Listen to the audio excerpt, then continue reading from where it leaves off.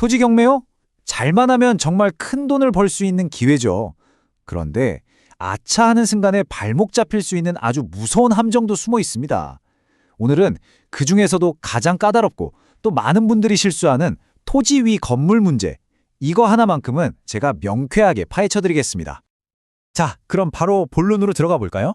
여러분이 드디어 꿈에 그리던 토지를 경매로 낙찰받았다고 한번 상상해 보세요. 그런데 현장에 딱 가보니까 서류엔 없던 낡은 건물이 떡하니 버티고 있는 겁니다. 와, 정말 눈앞이 캄캄해지겠죠? 이때 대부분의 초보 투자자분들이 정말 거의 예외 없이 바로 이 함정에 빠집니다. 구청으로 막 달려가서 아니, 이 건물 무허가 아닌가요? 허가 취소된 거 아니에요? 이걸 묻는데 모든 에너지를 쏟아붓는 거죠.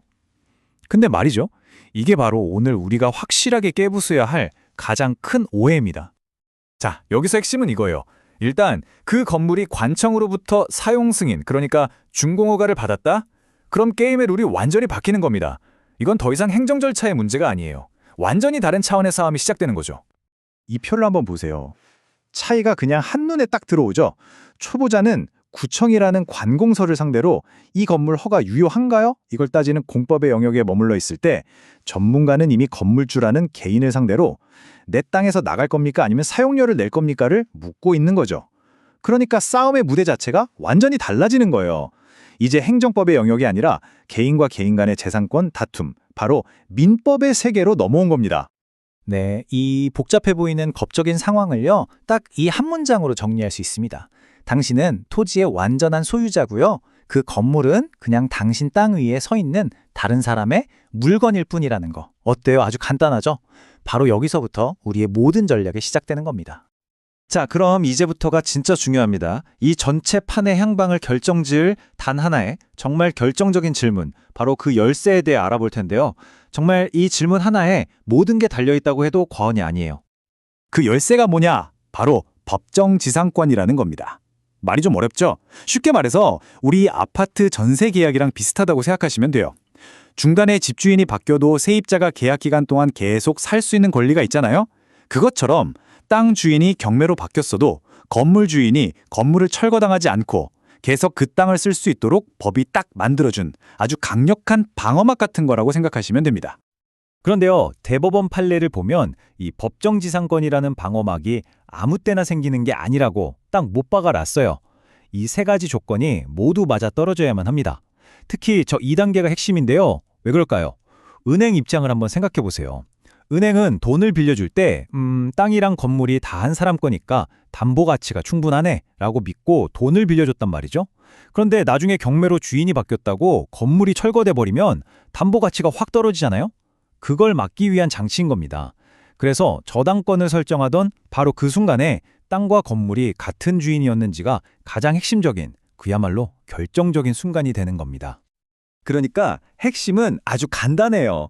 그 건물주에게 이 법정지상권이라는 막강한 방어막이 있느냐, 없느냐. 이 질문에 대한 답이 여러분이 앞으로 취할 모든 행동의 방향을 결정하는 전략적인 분기점이 되는 겁니다. 자, 그럼 이 질문에 대한 답, 있다 또는 없다. 이 두 가지가 어떻게 우리의 전략을 완전히 다른 두 갈래 길로 나누는지 지금부터 한번 따라가 보시죠. 자, 첫 번째 길입니다. 건물주에게 법정지상권이라는 방어막이 있는 경우, 이때는 아쉽지만 건물을 철거시킬 수 없어요. 대신 말 그대로 내 땅을 빌려주는 셈이니까 건물주에게 매달 혹은 매년 토지 사용료, 즉 지료를 받을 권리가 생기죠. 이건 안정적인 월세, 즉 임대 수입을 만들어가는 전략으로 가는 겁니다. 그리고 두 번째 길, 법정지상권이 없는 경우, 이건 훨씬 더 공격적인 전략입니다. 당신은 건물주에게 내 땅에서 건물 치우고 원래대로 돌려놔! 라고 하는, 즉 건물 철거 소송을 제기할 수 있어요. 건물주 입장에선 이건 뭐 사용 선고나 다름없죠. 이 어마어마한 압박 카드를 손에 딱 쥐고 협상 테이블에 앉는 거예요. 목표는 명확합니다. 건물을 아주 싼 값에 사들이거나 아니면 정반대로 내 땅을 시세보다 훨씬 높은 가격에 건물주에게 팔고 나오는 거죠. 네, 바로 이겁니다. 이 비유가 지금 상황을 정말 정확하게 꿰뚫고 있죠. 법정지상권이 없다는 사실, 그 자체만으로 협상의 모든 주도권, 즉 칼자루를 당신이 쥐게 되는 강력한 무기가 되는 겁니다. 자, 지금부터가 진짜 재미있는 부분입니다. 어쩌면 오늘 이야기의 하이라이트일 수도 있겠네요. 대부분이 꺼리는 첫 번째 길, 즉 법정지상권이 있는 상황. 전문가들은 어떻게 이 불리해 보이는 상황을 오히려 엄청난 수익으로 연결시키는지 그 비결을 한번 깊숙이 들여다보겠습니다. 건물을 철거할 수 없다? 야, 이거 완전 망했다. 대부분은 이걸 최악의 시나리오라고 생각하고 그냥 포기해버려요. 그런데 진짜 고수들은요, 바로 이 상황을 오히려 절호의 기회로 만들어버립니다. 어떻게 그게 가능하냐고요? 바로 그들에겐 우리에겐 없는 숨겨진 비장의 카드가 있기 때문이죠. 일단 법정지상권이 성립되면 치료를 받을 수 있다고 했죠.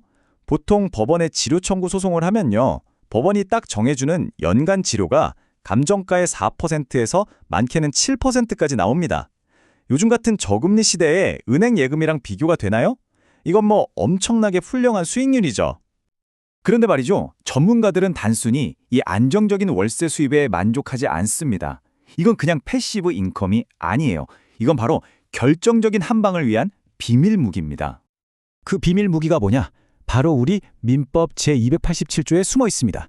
만약 건물주가 2년치 이상의 주료를 내지 않고 버티면 당신은 법원에 가서 그들의 유일한 방어막이었던 법정지상권을 소멸시켜달라고 청구할 수 있습니다. 그리고 법원에서 소멸 판결이 땅 하고 나는 순간 모든 상황은 180도 완전히 역전됩니다. 이제 당신은 경로 B처럼 건물을 철거할 수 있는 그야말로 막강한 권리를 다시 손에 쥐게 되는 겁니다. 바로 이겁니다. 이게 바로 진짜 전문가들이 법정지상권을 전혀 두려워하지 않는 이유예요.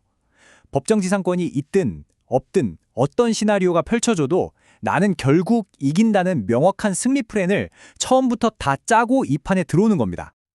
자, 그럼 오늘 이야기의 핵심, 우리가 반드시 가져가야 할 새로운 투자 관점에 대해 마지막으로 정리해 보겠습니다. 오늘 제가 드리고 싶은 말씀의 결론은 바로 이 한 문장으로 요약됩니다. 더 이상 쓸데없이 구청 찾아가서 건축 허가 문제로 씨름하지 마세요. 대신 당신의 땅 위에서 완전한 소유자로서 당신이 가진 법적 권리가 무엇인지 파악하고 그것을 어떻게 사용할지 거기에 모든 초점을 맞춰야 한다는 겁니다. 자, 이제 처음 던졌던 질문으로 돌아가 보죠. 경매 토지 위의 건물은 위험 자산일까? 아니면 숨겨진 대박일까? 이 질문에 대한 답은 이제 여러분의 손에 달려 있습니다. 오늘 얻은 이 새로운 관점으로 무장한다면 남들이 위험하다고 피하는 바로 그곳에서 여러분만의 숨겨진 대박을 발견하게 될지도 모릅니다. 진짜 현명한 투자는 바로 그런 거 아닐까요?